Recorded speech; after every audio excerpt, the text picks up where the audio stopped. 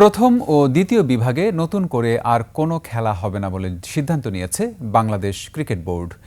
বিসিবির বোর্ড সভায় এই সিদ্ধান্ত নেওয়া হয়। তবে দ্বিতীয় বিভাগ ক্রিকেটে যে ১২ ক্লাব অংশগ্রহণ করেনি সেই ক্রিকেটারদের নিয়ে নতুন আরেকটি টুর্নামেন্ট আয়োজন করার সিদ্ধান্ত হয়েছে বিসিবির বোর্ড সভায়। দ্রুতই মাঠে গড়াবে সেই টুর্নামেন্ট। প্রিমিয়ার লিগের ক্লাবগুলোর সঙ্গে আলোচনায় বসে এই সিদ্ধান্ত নেয় তামিম ইকবালের অ্যাডহক কমিটি। প্রথম ও দ্বিতীয় বিভাগ ক্রিকেটের ক্লাবগুলোর সঙ্গে আলোচনা করেন বিসিবি সভাপতি, যেখানে চলতি মাসেই দলবদল এবং আগামী মাসের প্রথম সপ্তাহে প্রিমিয়ার লিগ আয়োজনে সম্ভাব্য সময় নির্ধারণ করা হয়। এর আগে নির্বাচনে অনিয়ম ও স্বেচ্ছাচারিতার অভিযোগ তুলে আসছিল ঢাকার শীর্ষ ৪৬টি ক্লাব। প্রতিবাদ স্বরূপ বুলবুলের পরিচালনা পর্ষদের অধীনে কোনো লিগেই অংশ নেয়নি তারা।